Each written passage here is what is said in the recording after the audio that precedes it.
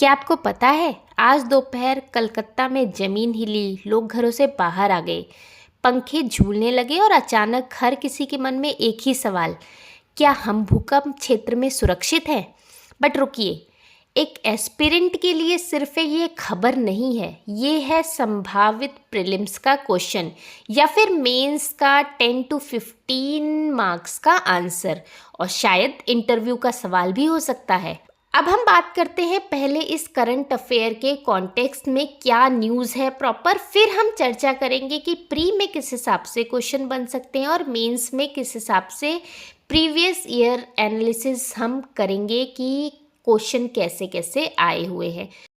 और इस वीडियो को अंत तक पूरा देखिएगा क्योंकि इस वीडियो के मिड में या अंत में आपके लिए एक सरप्राइज भी है क्वेश्चन आंसर से रिलेटेड। तो हेलो फ्रेंड्स, मैं हूं अर्चना और सक्सेस मंच में आपका एक बार फिर से वेलकम करती हूं। तो नेशनल न्यूज़पेपर के अकॉर्डिंग भूकंप की जो तीव्रता थी वो अप्रॉक्सीमेट 5 to 5.5 के बीच दर्ज की गई। इसका जो सेंटर था मेन भारत और बांग्लादेश के सीमा क्षेत्र के निकट था। इसके झटके पश्चिम बंगाल के कई क्षेत्रों में फील किए गए। प्रशासन ने तात्कालिक निगरानी शुरू कर दी है बट कोई भी बहुत ज़्यादा डिजास्टर की सूचना नहीं मिली है।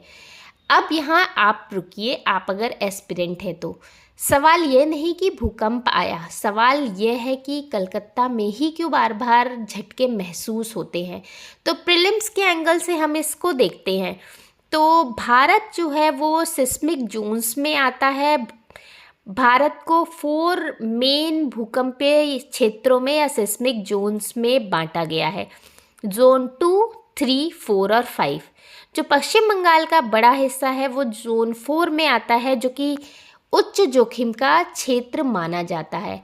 अब प्रीलिम्स में संभावित क्वेश्चन क्या बन सकता है कि भारत के निम्नलिखित राज्यों में से कौन उच्च भूकंपीय जोखिम क्षेत्रों में आता है।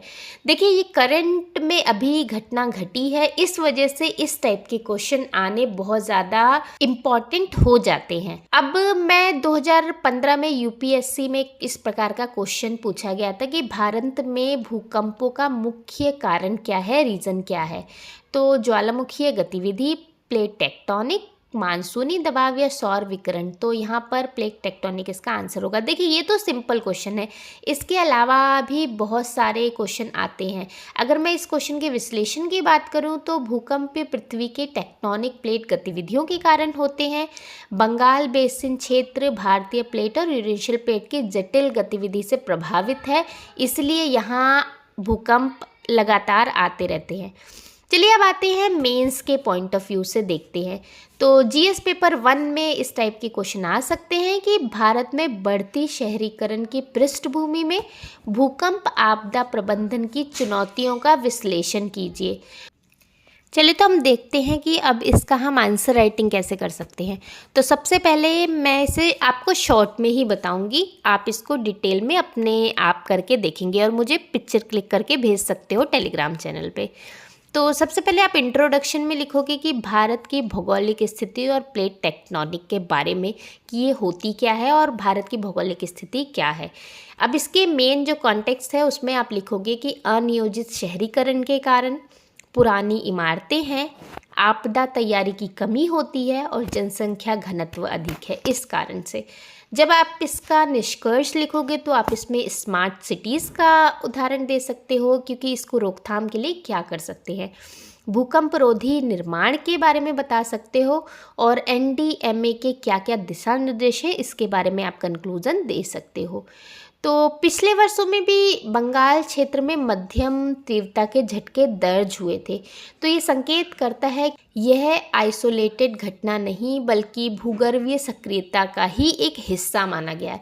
इसका मतलब ये है कि ट्रेंड बेस्ड क्वेश्चन ये बन सकता है। तो इस टाइप के क्वेश्चन आने के बहुत चांसेस रहते हैं। अब जिस सरप्राइज़ की बात मैंने की थी वो यहाँ बताने जा रही हूँ। इस टॉपिक से रिलेटेड प्रीलिम्स के क्वेश्चन, मेंस के क्वेश्चन और इंटरव्यू रिलेटेड क्वेश्चन और इससे रिलेटेड जो कीवर्ड्स हैं उसको मैंने अपने टेलीग्राम चैनल पे अपलोड कर दिया है। तो आप डिस्क्रिप्शन से टेलीग्राम चैनल को देख सकते हैं और वहाँ पे जाके पीडीएफ देख सकते हैं। वैसे अगर आप सोच रहे हो कि मैम क्या हर झटका पेपर में आएगा, तो नहीं, ऐसा नहीं है। लेकिन जिस क्षेत्र में बार बार ऐसी एक्टिविटी होती है तो वहाँ से प्रश्न आने के बहुत हाईली चांसेस हो जाते हैं। तो आप आगे जीएस 3 में क्या क्वेश्चन आ सकता है उसके बारे में बात करते हैं। तो भारत में भूकंप जोखिम न्यूनीकरण के लिए संस्थागत ढांचे का मूल्यांकन कीजिए, इस टाइप का क्वेश्चन आ सकता है।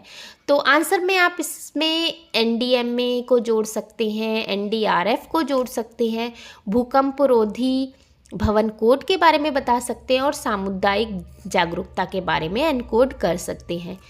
अब बात करते हैं इंटरव्यू के पर्सपेक्टिव से आपसे क्या पूछा जाएगा। अगर आपसे पूछा जाए कि यदि आप पश्चिम बंगाल के जिलाधिकारी हो और भूकंप आए तो आपकी प्राथमिक कार्रवाई क्या होनी चाहिए, तो आपको क्या उत्तर देना है, सोच के कमेंट में बताइए। चलिए मैं कुछ हिंट दे देती हूँ। आप इसमें बता सकते हैं त्वरित बचाव के बारे में, चिकित्सा सहायता के बारे में, अफवाह के नियंत्रण के बारे में और संरचनात्मक निरीक्षण के बारे में। तो ये जो घटना है ये केवल न्यूज़ नहीं है आपके लिए, ये प्रीलिम्स का फैक्चुअल क्वेश्चन हो सकता है, मेंस का एक विश्लेषण क्वेश्चन हो सकता है और इंटरव्यू का परिस्थिति आधारित प्रश्न भी हो सकता है। तो आज कलकत्ता हिला है, कल शायद कोई और शहर हिलेगा, लेकिन एक जो गंभीर एस्पिरेंट होता है उसके लिए हर घटना एक अवसर होता है। यदि आप भूकंप और भारत के सिस्मिक जोन को गहराई से समझना चाहते हैं तो स्क्रीन पर दिख रहे अगले वीडियो पर क्लिक करें। सक्सेस मंच पर केवल पढ़ाई ही नहीं होती, रणनीति के साथ पढ़ाई होती है। तो अगर आप चाहते हैं तो इसके आगे का वीडियो मैं इसी टाइप का बनाऊं तो इस चैनल को लाइक शेयर सब्सक्राइब ज़रूर करें। तो आज के लिए बस इतना ही। Thank you, thanks for watching.